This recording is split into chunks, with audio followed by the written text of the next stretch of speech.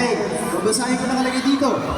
Tatawagin namin ni Vibe Jock Ana para tulungan ako sa larong ito. Meron po tayong 4 Vibe Jocks na tatayo sa harap. They are Vibe Jock Dylan. Please join us here once again. Also, Vibe Jock Joao. Dito muna tayo sa harapan, sir. And also, Gen V Adam and Gen V Nico. Wow. Welcome back on stage. Okay.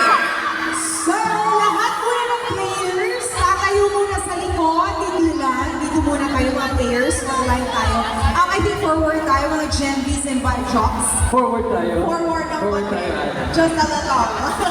Okay, dito tayo mga Vs natin.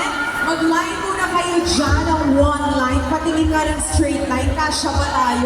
Or gusto nyo hatiin muna? Hatiin natin sa Hatiin lima? natin. First Okay. 5 muna. Okay, 1, 2, 3, 4, 5. Kayong 5 po muna ang lalaro. The next 5, dito po muna tayo.